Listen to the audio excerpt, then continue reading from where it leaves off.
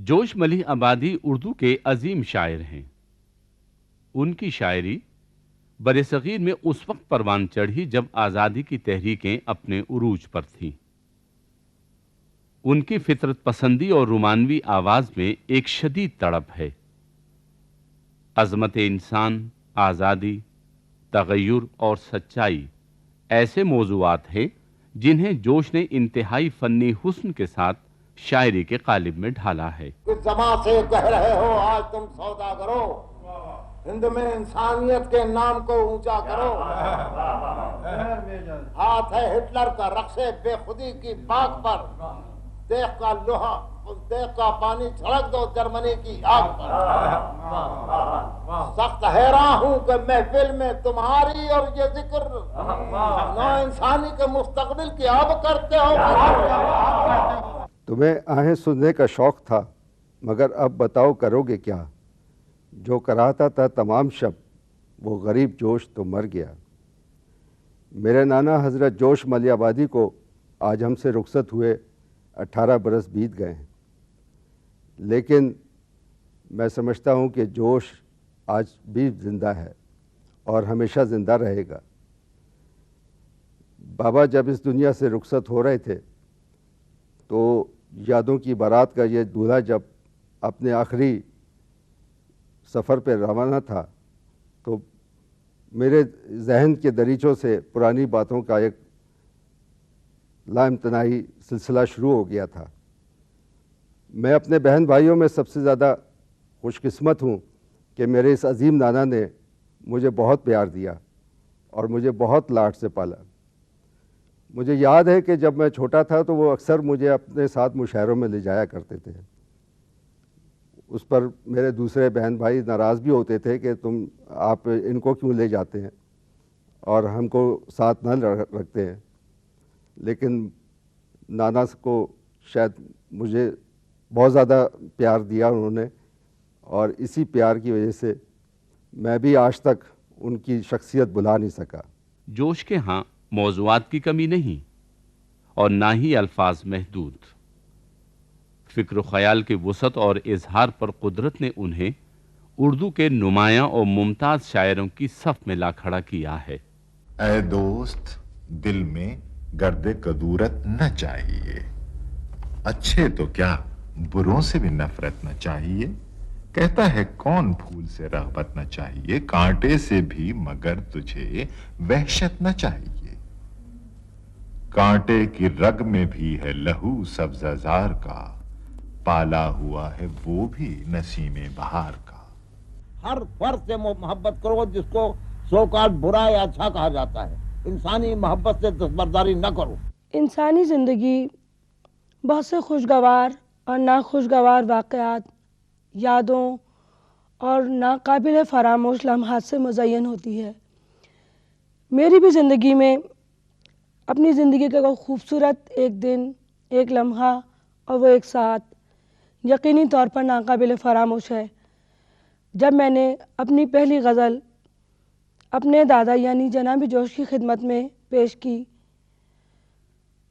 مجھے یہ غزل دکھاتے ہوئے بہت ایک جھجک اور خوف محسوس ہو رہا تھا، لیکن انہوں نے غزل پڑھنے کے بعد کہا، بہت خوب، بہت اچھی کہی ہے، مشق جاری رکھو۔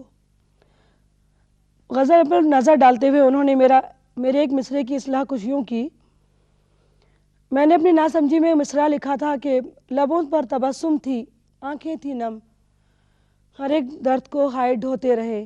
جوش صاحب نے کہا، بیٹی لفظ تبسم مؤنث نہیں مذکر ہے، مصرعہ یوں ہونا چاہیے، لبوں پر تبسم تھا، آنکھیں تھی نم، ہر ایک درد کو ہائے ڈھوتے رہے۔ جوش ملیح آبادی کی شاعری کی 19 کتابیں ہیں جو ایوان اردو کے پرشکوہ فانوس میں اپنی روشنیاں جلاتی رہیں گی۔ جوش کی شخصیت اور جوش کی زندگی میں کوئی تضاد نہیں تھا۔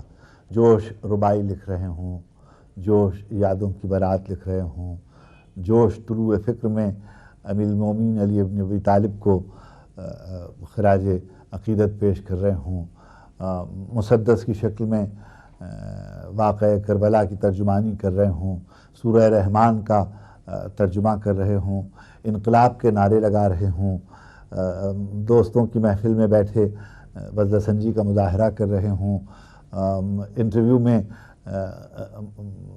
کسی احتیاط کو پیش نظر نہ رکھتے ہوئے وہ باتیں بھی کہہ رہے ہوں کہ جو شاید اس طرح سے نہیں کہی جانی چاہیے.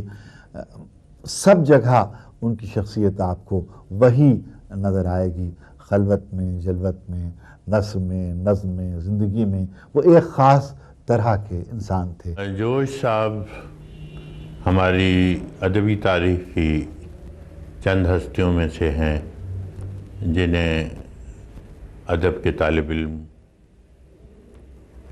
پڑھنا سعادت سمجھتے ہیں، اور ان کا مقام اور رتبہ ہمیشہ قائم رہے گا. پچھلی صدی میں جو بڑے شعراء ہم نے پیدا کیے، اقبال ان میں سب سے نمایاں ہیں، لیکن میجر پوئٹس میں جوش صاحب کا نام اپنے کنٹمپریز میں، اپنے ہم عصر لوگوں میں بہت نمایاں رہا، اور ان کا اثر بھی کافی بڑا. مجھے یاد ہے جب ہم کالج کے زمانے میں تھے اور شاعری شروع کی تھی تو میرے پسندیدہ شاعر جوش تھے.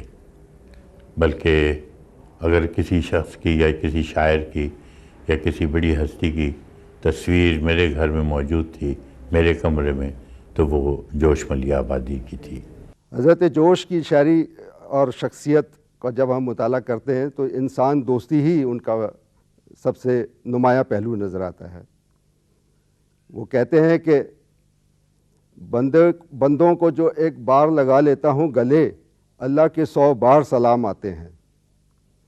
تو یہ ایک جو شخصیت انسان دوستی کے حوالے سے جو حضرت جوش کی ہے، وہ میں سمجھتا ہوں کہ کسی اور شاعر کے وہاں اتنی شدت سے انسان دوستی کا درس جو ہے وہ نہیں ہے. اگر میں بالقصد شعر کہتا تو بے شک میں بہت کچھ کہہ سکتا تھا، لیکن شعر خود خواہش آ کر کے گردت فنے ماں. میں کچھ نہیں ہوں، میں ایک ٹول ہوں. گانا کہاں رہا ہے مجھے معلوم نہیں، میرے پاس ریسیور ہے، میں قبول کر لیتا ہوں. اسی کیفیت میں وہ شعر آنا شروع ہو جاتے ہیں. ایک نشہ ہوتا ہے، بالکل تخلیقی نشہ ہوتا ہے جسے مجھے خیال نہیں ہوا. میں اسی رو میں لکھ جاتا ہوں. جب وہ رو ختم ہو جاتی ہے تو پھر میں اس کاغذ کو اٹھا کے دیکھتا ہوں کہ اس میں کوئی فنی غلطی تو نہیں رہ گئی ہے. یہ بات کی ہیرا مفت مل جاتا ہے، لیکن تراشنا پڑتا ہے، ہر پہلو بنانا پڑتا ہے. الفاظ کو کاغذ پر روشنائی کی لکیریں نہ سمجھو، وہ نہ تو بے جان لکیریں ہیں نہ ہوا کی کرہیں. الفاظ بھی آدمیوں ہی کی طرح پیدا ہوتے اور مرتے ہیں، بیمار پڑتے اور تندرست ہوتے ہیں، بڑھتے اور گھٹتے ہیں، گوشہ نشین رہتے اور سفر کرتے ہیں. الفاظ پر بھی لڑک پن، جوانی اور بڑھاپے کی فضائیں آتی ہیں. ان میں بھی بعض تو ہم انسانوں کی طرح نیک نام ہوتے ہیں اور بعض بدنام. بعض عبائیں پہنے معبدوں میں رہتے ہیں، بعض دستاریں زیب تن کیے درباروں میں، اور بعض ننگے پاؤں بازاروں میں مارے مارے پھرتے ہیں. بعض کے ہاتھ چومے جاتے ہیں، اور بعض جب دروازے پر آتے ہیں تو انہیں دھتکار دیا جاتا ہے. انسانوں کے بے شمار طبقوں میں سے صرف ادیبوں اور شاعروں کے 2 ایسے طبقے ہیں جن سے ان کی بے تکلفانہ رسم و راہ اور مخلصانہ دوستی ہے. میری شعرگوئی سے بہت خوش تھے وہ. میں نے جب پہلی دفعہ میری کتاب گری و تبسم کے نام سے چھپی تو اس کو دیکھ کے بہت خوش ہوئے، اور انہوں نے اس وقت دیباجہ بھی لکھا تھا جس سے بہت مجھے سراہا. اور میرے بہت شفیق ماموں تھے. میں غزلیں اکثر لکھا کرتی تھی، تو ایک دن فرمانے لگا کہ بیٹا غزل نہ کہا کرو. تو میں نے کہا میرا رجحان ادھر بھی، ماموں صاحب نظم بھی لکھتی ہوں، رباعیاں بھی، سلام بھی، تو نعتیں بھی لکھتی ہوں. میرا رجحان لیکن ادھر بھی ہے غزل کی طرف. تو کہنے لگا نہیں بیٹا تم نظمیں لکھا کرو لیکن غزل نہ لکھا کرو. تو ان کو کچھ ایسا، حالانکہ ان کی جو نظمیں تھیں ماموں صاحب سے میں نے کہا کہ لیکن جب میری غزلوں کا مجموعہ شائع ہوگا تو میں آپ ہی کے نام معلوم کروں گی. تو اس بات پر بڑے ہنسے، مسکرائے، اور پھر کہنے لگے کہ خاموش ہو گئے لیکن کچھ جواب نہیں دیا.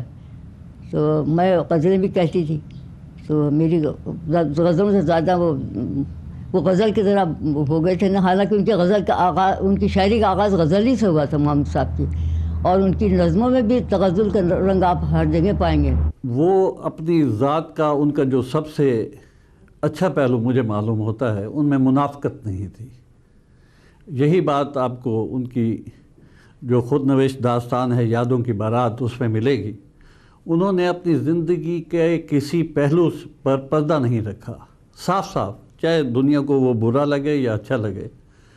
یہی پہلو جوش صاحب کی زندگی میں تھا۔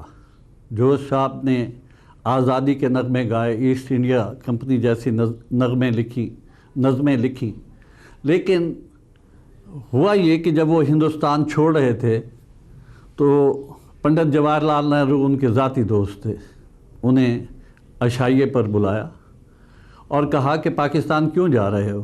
تو جوش صاحب نے کہا کہ مسلمانہ نے بر صغیر کے وطن پاکستان جا رہا ہوں، جو میرا وطن ہے۔ نہرو صاحب نے انہیں کہا کہ جوش صاحب اگر سال میں 2-3 مہینے آپ ہندوستان گزار لیں تو آپ کی مراعات، آپ کی 12 مہینے کی تنخواہ برقرار رہے گی۔ تو جوش صاحب نے کہا منافقت میرے ضمیر میں نہیں ہے، منافقت میرا وتیرہ نہیں ہے، اور میں اپنے وطن جا رہا ہوں، میں ہندوستان کی کوئی مراعات قبول نہیں کروں گا۔